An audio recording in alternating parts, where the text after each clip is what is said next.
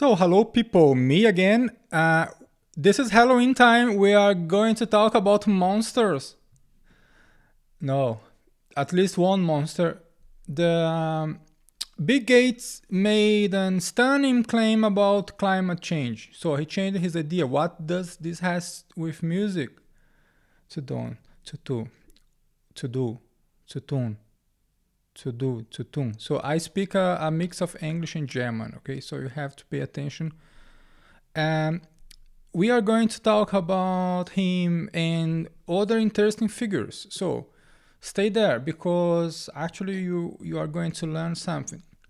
So you don't need to watch the video, so you have a beautiful image there. But you can focus on what you are hearing because this is what we are about. No, music is about listening. I hope the audio is good for you. So this is a live recording. So let's go. Bill Gates makes a stunning claim about climate change.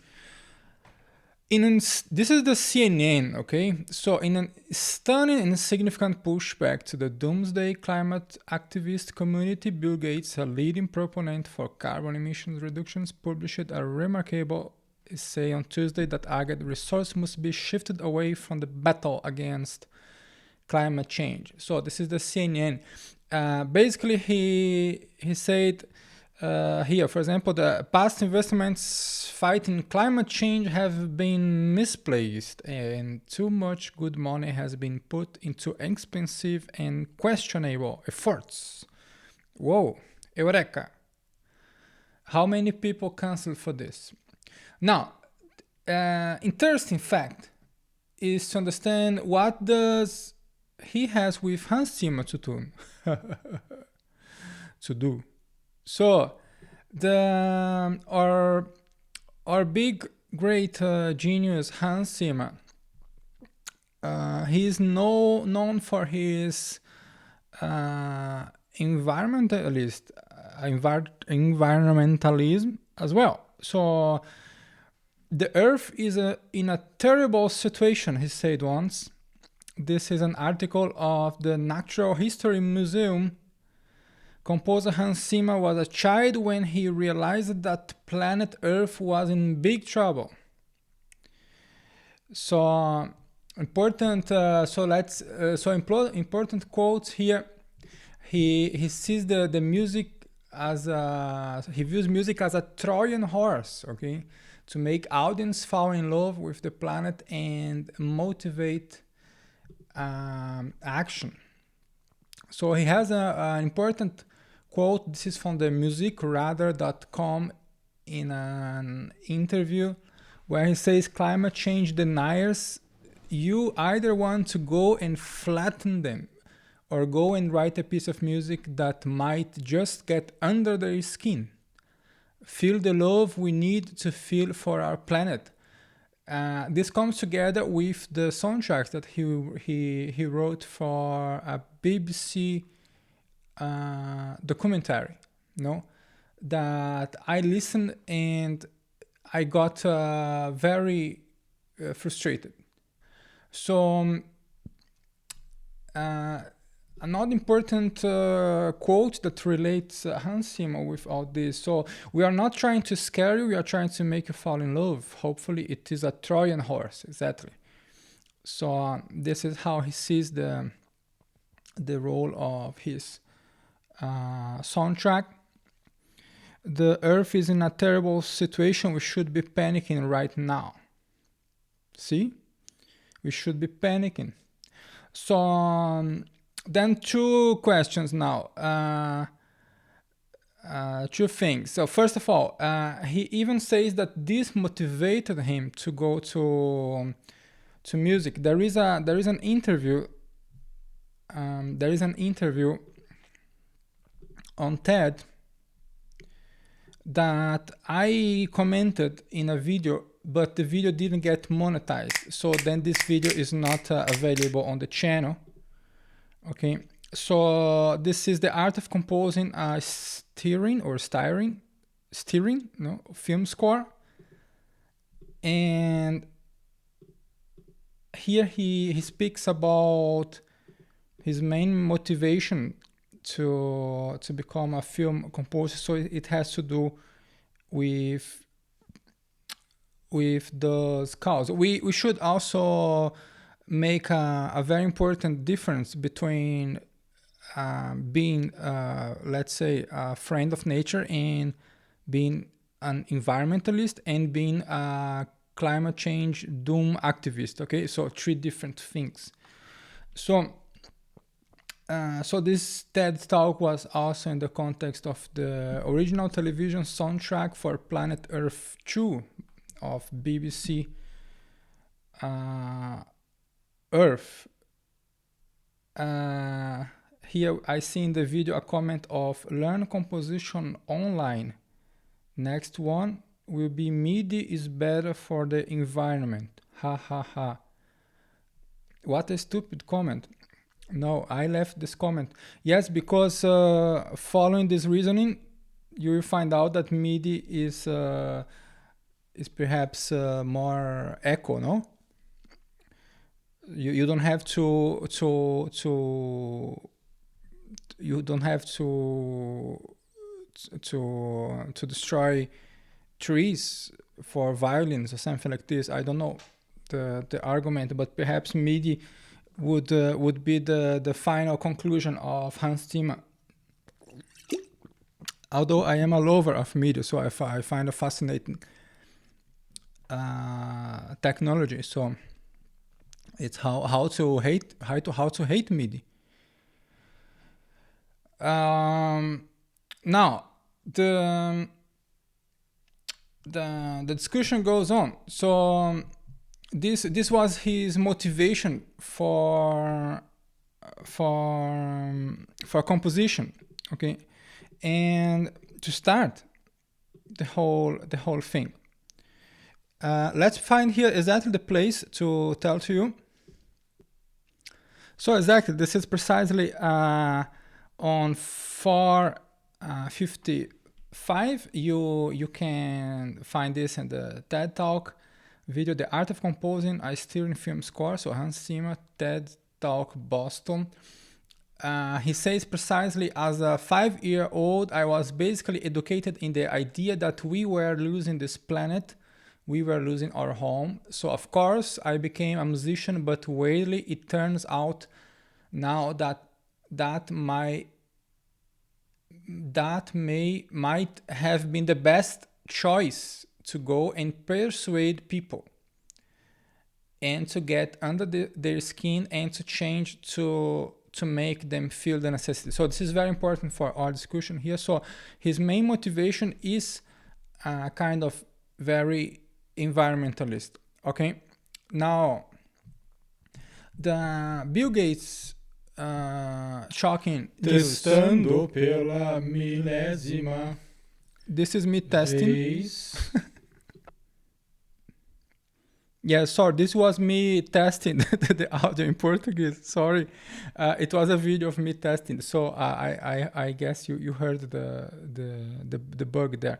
So now coming back. So this statement of Hans Zimmer is very important because it relates his creative motivation to an environmentalist cause. Very interesting thing, no?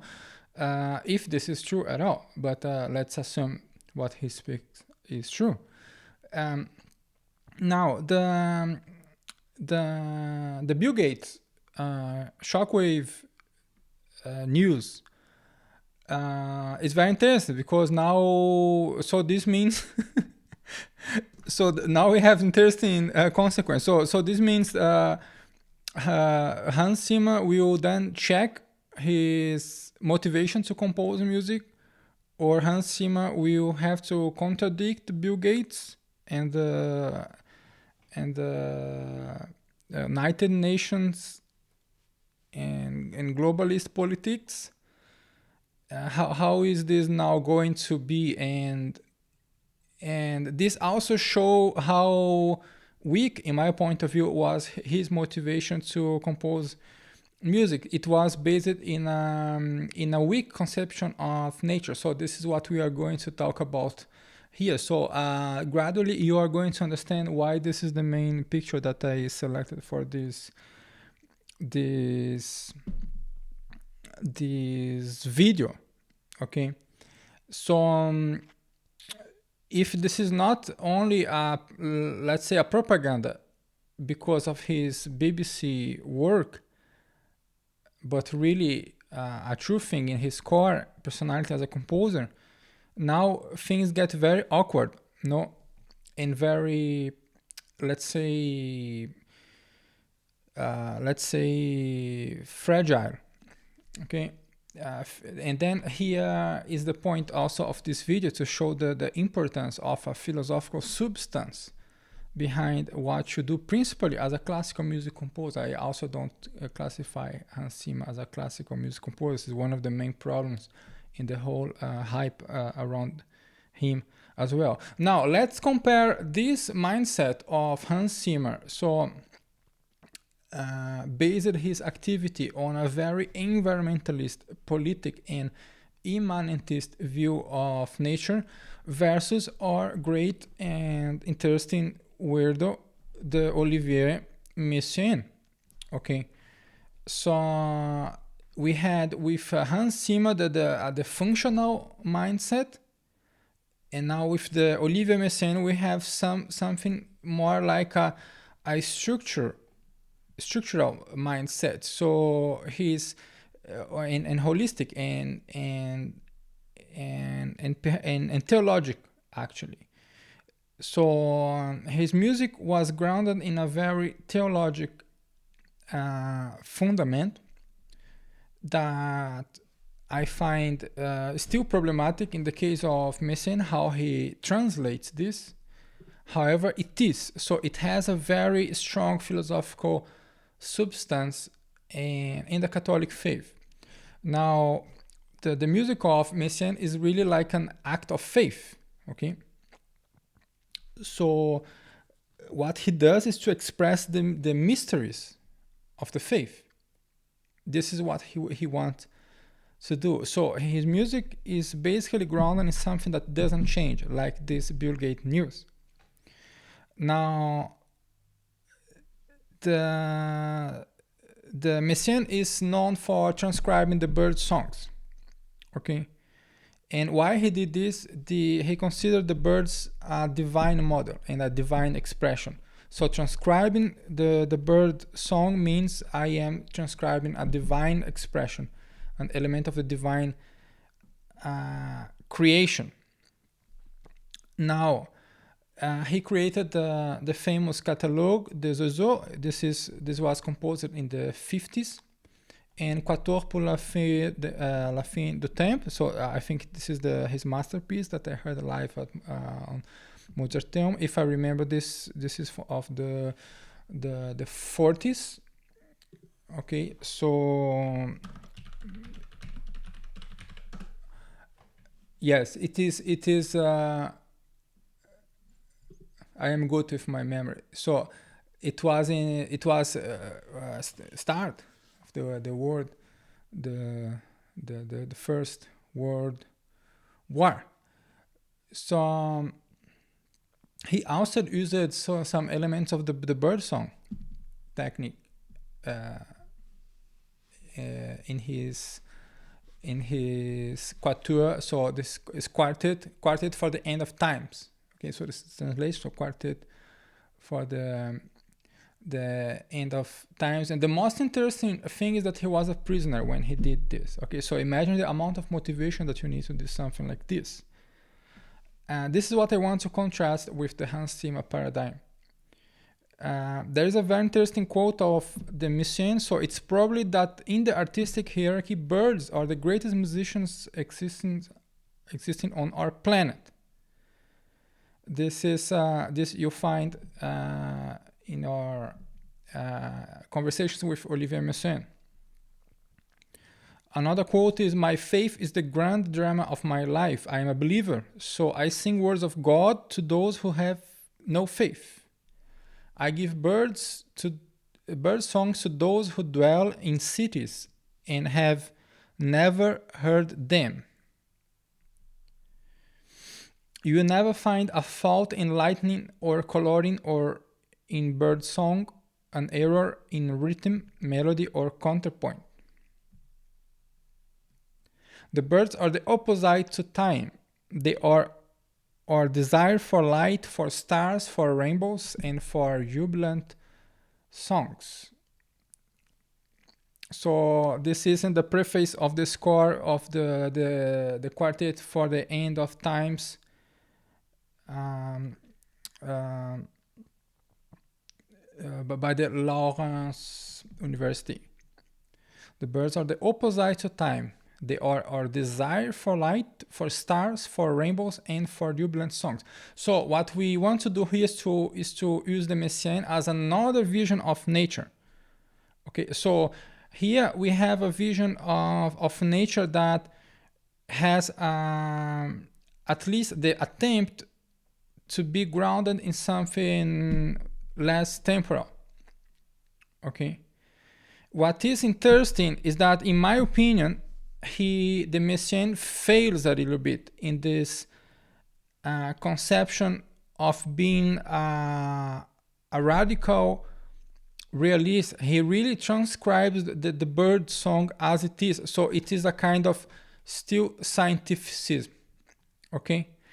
So the problem with Messiaen, in my opinion, is the contradiction between the theologic aspiration and the lack of the true philosophical grounding to achieve this. And the philosophical grounding to achieve this would be, in my opinion, the phenomenology. So now, from this comparison between the Messiaen worldview and the Hans Zimmer worldview when it comes to nature and how nature is our famous inspiring source for composers since the beginning of times, creating a conciliation, or let's say a type of conclusion based on this opposition between a more Messiaen based conception versus a more Hans Zimmer based conception. I can now introduce the idea of the Lebenswelt in the phenomenology. So we have the nature of science in one hand versus the nature as Lebenswelt. So both Messiaen and Hans Zimmer, they are still somehow in the nature of science. The difference that Messiaen has the theological aspiration and the theologic motivation, but he, in my opinion, he goes in full scientificism in his own way, but he does.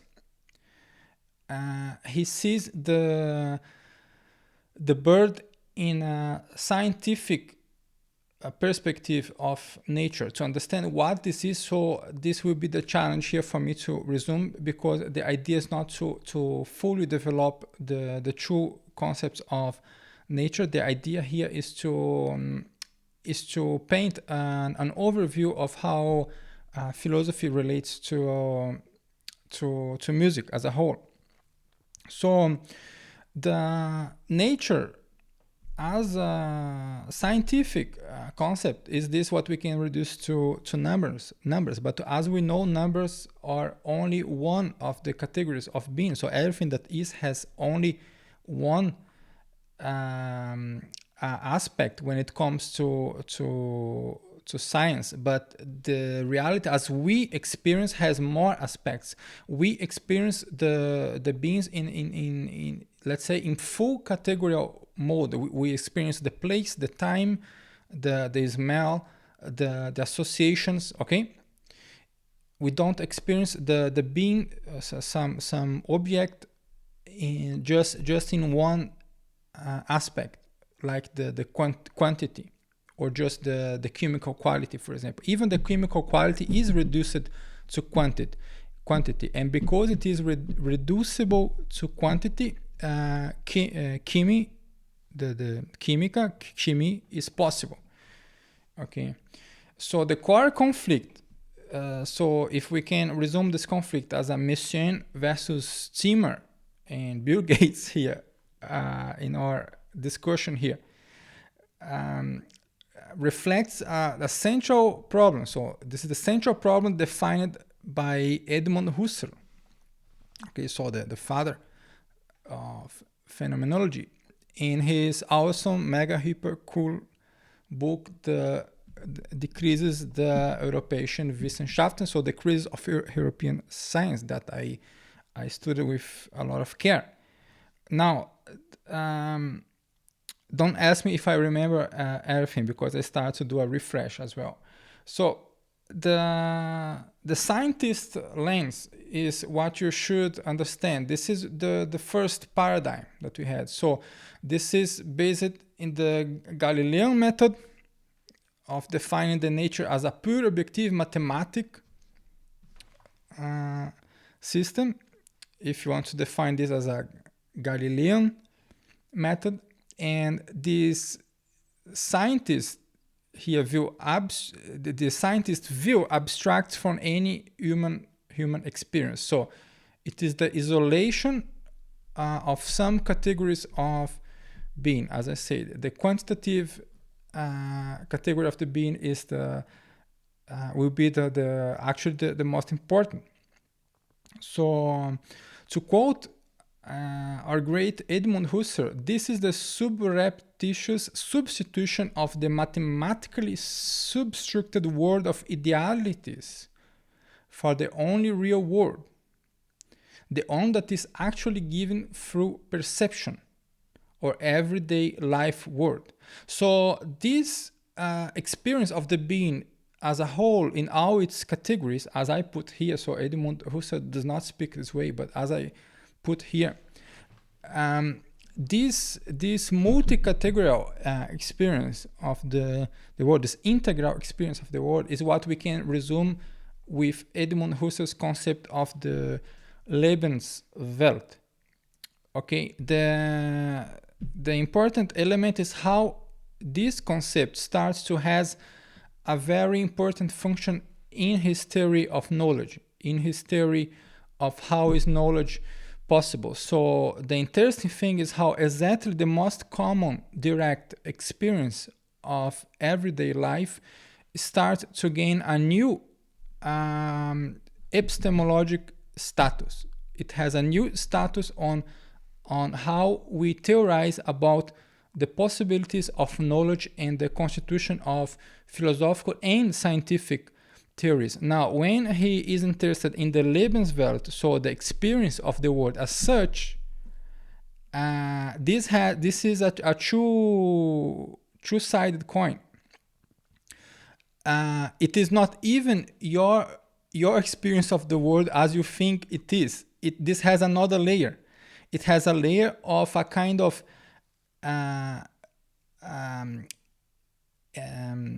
more natural and original level. So we can observe our experience as made of layers. Okay, we have a more superficial layer, and we have a deeper layer. This deeper layer is what he is actually interested in. So, or more, Husserl is interested in how we forget some evident experience, some direct, pure experience, and this opens the whole amazing treasure of reflections towards our ancestors and the roots of our culture, because they're in the roots of our culture. So in the era before the start of historiography, so in the mythologic era, we had the direct experience of things. We had the unfiltered experience of things. Exactly, this is the most pure way to conceive the Lebenswelt. Actually, is not you in the car after the work only. This is a layer, but it's a more superficial here and now layer that Heidegger could call the Dasein. Now, the interesting is how the Lebenswelt now helps you achieve what perhaps Heidegger would call the Sein, so the true reality. Okay, so Husserl is interested in this relationship between the direct experience and the examination of the consciousness of a direct, spontaneous, and pure experience as a way to achieve the real. Okay, so now here you have this important polarization between scientist lens and the phenomenological lens. In the phenomenological lens, the focus is on the Lebenswelt, so this is the life word, to translate in a direct manner, and this is the pre-scientific, the intuitively perceived world of lived experience.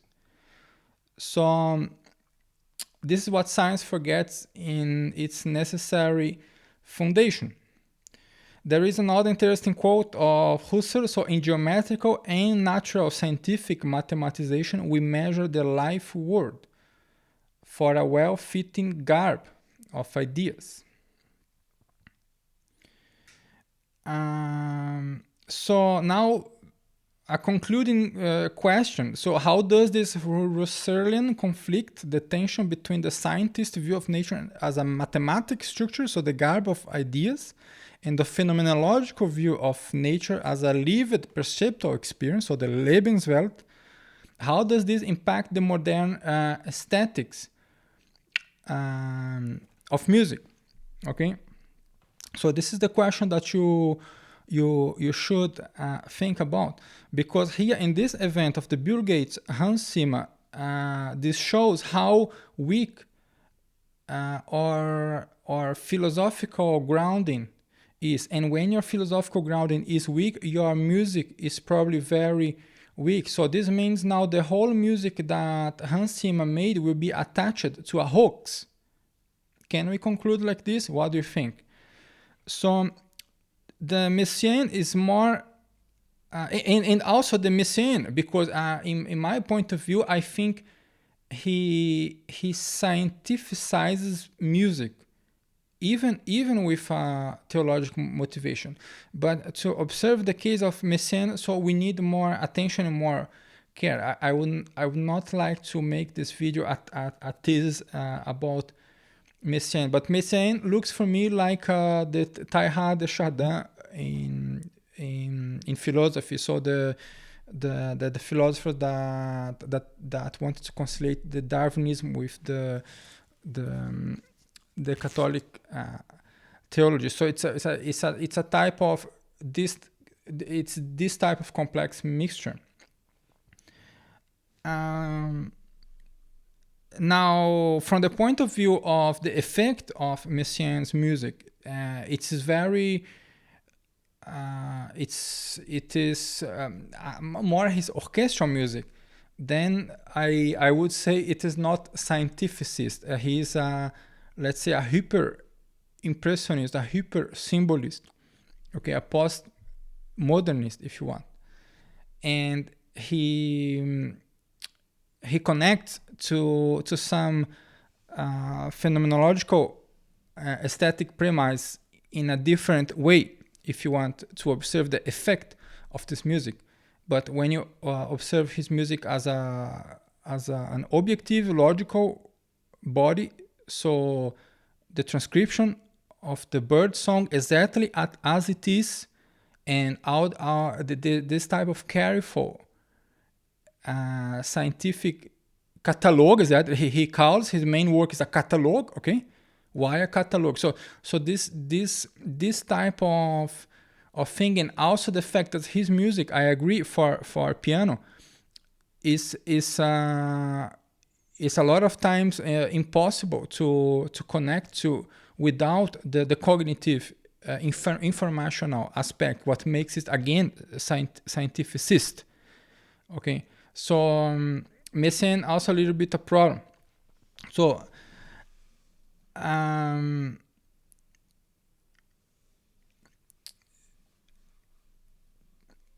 we can say that he treats nature as a direct, unmediated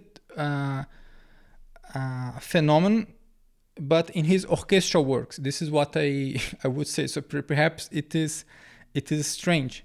Now the true natural music, let's say, from the phenomenological point of view, and from the point of view that I find more legitimate for music as such, is the one that truly reveals and portrays nature in its mystery.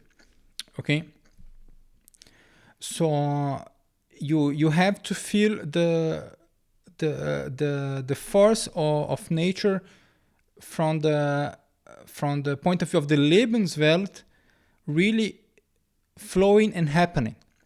Now, how this happens, this is hard to explain here. I would need to do a lesson exposing better what I believe to be a more consistent and stronger concept of nature from the philosophical point of view, from the aesthetic point of view, that is principally relevant for the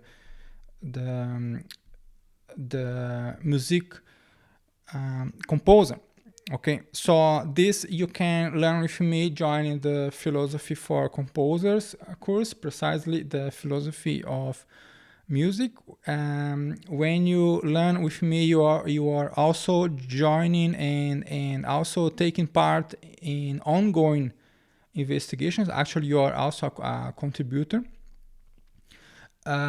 Please remember that to have access to other videos of the channel, you can become a member. You can support on Patreon. You can support on YouTube. Become a member. You can give a super thanks to support more independent content like this. You should understand the absolute mega hyper importance of independent intellectual content nowadays. Free independent intellectual content. And I highly encourage you to be a supporter of this, principally if you have an unstable source of income. Okay, and remember that you can also ask for video feedbacks of your music compositions. I am still a teacher for harmony, piano, and all the core disciplines of musical composition. Okay, don't forget this. The point is that I don't have much motivation to put this on YouTube. Everything that can be easily copied, I don't have much motivation anymore to put on YouTube. But you can do video requests, and from time to time I create something. And also the reason for this, principally because I believe that the core thing in learning music is the dialogue between teacher and pupil, is the private mentorship, is you playing at the piano your music, I play your music, we comment, is we making questions back and forth. So my process is very dialogical and dialectic. So this is why I have a hard time sometimes just packing, because I see no sense. I have so many books of music theory here. I could copy all of them and put on YouTube as a video. So I don't feel like this. And many people do like this. And by the way, many people still manage to get do wrong. So I was analyzing this channel of the Momento Musical, and there is a lot of shadow suspect things there. Pay attention with anonymous channels. You can know who is doing what. Doesn't matter how perfect the video looks. It's a very shady procedure, and this makes the work of the honest, the intellectually honest professionals a little bit harder. So see you later, and please remember to give a like and to leave your comment on this issue. So now where do we go from here? See you later.